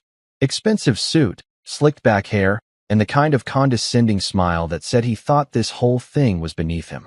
During opening statements, he painted Brent as a fun-loving family man whose harmless prank had been blown out of proportion by an oversensitive brother-in-law with a history of dramatic behavior. "Ladies and gentlemen of the jury," he said, gesturing toward Brent like he was showcasing a prize pupil. This was nothing more than typical family horseplay that unfortunately resulted in an accident. My client never intended to cause harm, and the prosecution's attempt to criminalize normal sibling behavior is frankly ridiculous. Normal sibling behavior. Even in a courtroom, they were still trying to make this my fault for not being able to take a joke. But then the evidence started rolling in, and their story fell apart like a house of cards in a hurricane. The prosecutor, a sharp woman named Sandra Martinez, methodically laid out the case piece by piece. First came the video footage from the party, played on a big screen where everyone could see exactly how violent Brent's prank had been. The courtroom was dead silent as they watched me being spun and thrown like a rag doll. You could hear Brent's laughter on the recording, could see the deliberate force he used, could watch the exact moment my body slammed into those concrete steps. There was nothing playful about it. Then came Dr. Warren with the MRI images. She put up those black and white pictures of my spine on a screen and walked the jury through each fracture like she was reading a medical textbook. 3 previous fractures, all consistent with blunt force trauma. L4, T9, T11. These injuries occurred over a period of several years and show a clear pattern of repeated abuse. When it was my turn to testify, I was terrified my voice would shake or I'd stumble over my words. But as I sat in that witness chair, looking out at the jury, something clicked. These people deserve to hear the truth, not the sanitized family version, not the victim-blaming bullshit I'd been fed for years, but the actual truth about what had happened to me. I told them about the trampoline incident, the stairs, the pool games that weren't really games. I explained how every injury had been dismissed. Every complaint had been turned back on me as evidence of my weakness or dramatic nature. Brent didn't just hurt me that day at the pool, I said, my voice steady and clear. He'd been hurting me for years, and my wife's family had been teaching me that it was my fault for not being tough enough to take it. Dr. Jane's testimony was devastating. She explained trauma bonding, gaslighting, and the psychological manipulation that keeps abuse victims trapped in cycles of violence. She made it clear that my reluctance to fight back or report previous incidents wasn't weakness. It was a predictable response to sustained psychological abuse. The jury deliberated for less than 3 hours. When they read the verdict, guilty on all counts, Brent's face went white. His lawyer immediately started talking about appeals, but the judge wasn't having it. Mr. Henderson, Judge Patricia Monroe said, looking directly at Brent, you have shown a pattern of violence toward your brother-in-law spanning several years. Your actions were deliberate, calculated, and resulted in serious bodily harm. This court sentences you to 5 years in state prison. Tracy got 18 months probation and court-ordered counseling for enabling abuse. As they led Brent away in handcuffs, Judge Monroe's closing words echoed through the courtroom. You mocked his pain, dismissed his suffering, and treated him as less than human. But he survived your cruelty, and now justice has been served. 18 months later, I'm standing in my own kitchen making coffee in my own apartment, and I still can't quite believe this is my life now. The place isn't much, a 1-bedroom in a decent neighborhood with hardwood floors that creak when I walk in windows that actually let in sunlight. But it's mine. Nobody here tells me I'm being dramatic when I need to rest my back. Nobody dismisses my pain or makes jokes about my limp. The limp is permanent, according to Dr. Warren. Some days it's barely noticeable. Other days I need the cane to get around without looking like I'm drunk. But I'm walking. Against all odds, against the initial prognosis that had me preparing for life in a wheelchair, I'm walking on my own 2 feet. The job at the Metro Men's Outreach Center started as volunteer work, something Dr. Jane suggested to help me process my own trauma by helping others work through theirs.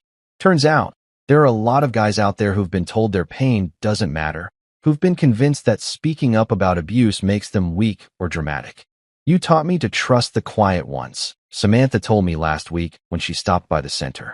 She's working as a trauma nurse now at East Haven General, and she makes a point of really listening to patients who aren't making a lot of noise about their pain. The ones who say they're fine when they're clearly not fine. You taught me that quiet doesn't mean okay. I still get emails from Tracy. She's in therapy now, court-ordered at first, but she says she's continuing it voluntarily. Her messages have evolved from angry blame to something that might eventually resemble an apology, though we're not there yet. Her latest email accused me of wrecking everything by pressing charges, but there was less venom in it than before. Maybe that's progress. I don't respond to her messages anymore. Dr. Jane calls it protective boundaries, and I call it sanity. I didn't wreck anything. I just finally told the truth about what was already broken. The MRI scans are framed on my wall now. I know that sounds weird, but hear me out. Those black and white images of my fractured spine aren't just medical records. They're proof. Proof that I wasn't making it up, wasn't being dramatic, wasn't weak for not fighting back. Every crack in those vertebrae is documentation of survival. Sometimes people ask me if I'm angry about the years I lost, the pain I endured, the family that threw me away rather than acknowledge what they'd done to me. The honest answer is that some days I am angry, but mostly I'm just grateful. Grateful that Samantha knew what she was looking at when I couldn't move my legs. Grateful that Dr. Warren could read the story my spine was telling. Grateful that Detective Ford believed me when I finally found the courage to speak up. I was told to walk it off, to stop being a baby, to quit making everything about me. Now I walk on my own terms, at my own pace, toward a future I'm building for myself. Every step I take is proof that they were wrong about me. My spine may have been broken, but my voice is whole now. And that makes all the difference.